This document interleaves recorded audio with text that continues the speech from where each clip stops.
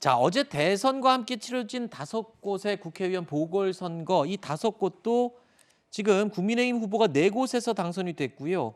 이 국민의힘이었던 무소속 후보까지 포함해서 이 국민의힘의 압승을 이뤘습니다. 이로써 지금 의석수가 이제 변동이 있을 건데, 자, 이 이야기를 하는 이유가 뭐냐면요. 이 거대 야당을 상대해야 할 초대 국무총리에 누가 임명될지에 관심이 모아지고 있는 가운데 김기현 원내대표를 비롯해서 정진석, 주호영, 권영세 의원 등 당내 중진들과 원희룡 전 제주지사까지 모두 후보군으로 언급이 되고 있는 상황입니다. 아무래도 제가 아까 의석수를 말씀드렸던 이유가 이 다수 민주당 의원들에게 밀리지 않을 만큼 장악력이 센 사람을 시켜야 된다. 뭐 이런 평가 때문에 지금 이 얘기가 나오고 있는 것이거든요.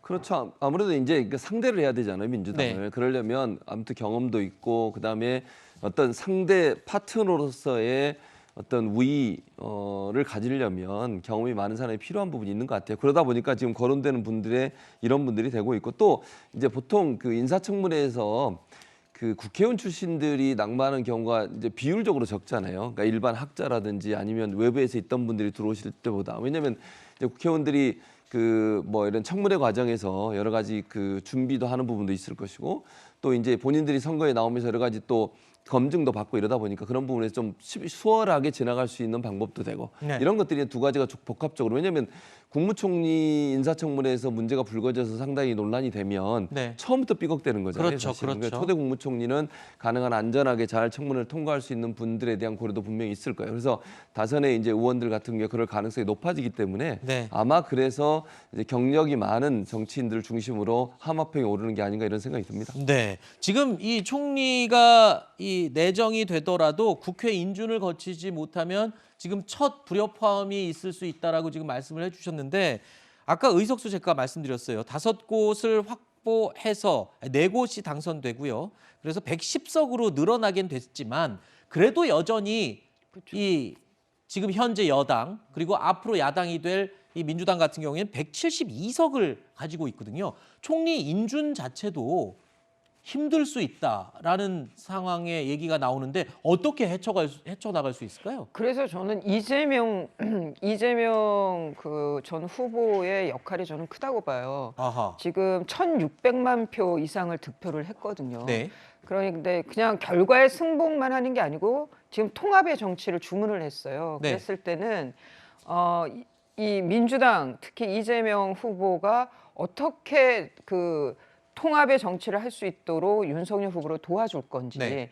그런 것에 대한 것도 좀 구체적으로 얘기할 필요가 있다고 보입니다. 그래서 총리라든가 이후에 내각 인선에 있어서 정말 큰 잘못이 있는 사람은 뭐 걸러내야 되는 게 맞지만 아니면 총리에서는 좀 협조하는 그런 모습을 보이는 게 국민들을 덜 피곤하게 하고 대선에서 분명히 이재명 후보도 통합 정치를 얘기했기 때문에 그래서 정치 개혁이라든가 정치 교체를 얘기했기 때문에 총리 인선 이런 것들은 협조를 해야 되지 않느냐는 생각도 듭니다. 네. 그리고 또 이 온 국민이 관심을 갖고 있는 문제이죠. 정권 교체의 동력이 되기도 했었던 부동산 문제. 과연 이 부동산 문제도 해결될 수 있을지 많은 국민들이 기대를 하고 있습니다. 윤석열 당선인의 부동산 문제와 관련된 발언 먼저 들어보겠습니다.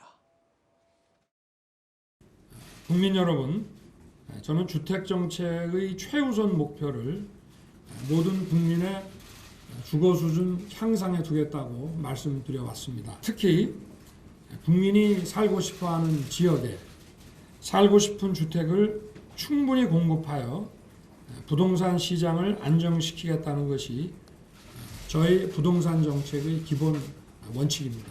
부동산 정책에 이념이 있을 수 없습니다. 국민이 원하는 주택을 안정적으로 공급하겠습니다.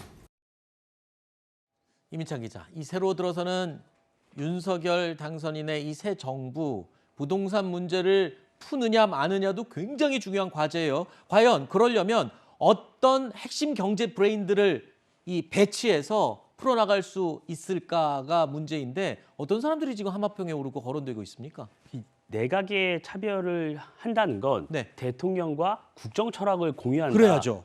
그래야만 대통령이 갖고 있는 생각, 국정 철학을 부처에서 구체화할 수 있거든요. 그렇기 때문에 선대위에서 초반부터 윤석열 당선인의 정책을 짰던 이 분들이 주로 거론이 되고 있습니다. 네. 다만 윤석열 당선인이 정치 경험이 없고 이런 행정 경험이 없기 때문에 이런 걸 보완할 수 있는 사람을 앉히지 않겠느냐. 왜냐하면 부동산 민심이란 게 자칫 잘못했다가는 정책을 폈다가는 잘못된 방향으로 갈 수 있다. 이런 우려가 많기 때문에 미세하게 정책을 들여다볼 수 있는 네. 그런 경험이 있는 사람을 앉히지 않을까. 이런 전망들이 나오고 있습니다. 알겠습니다.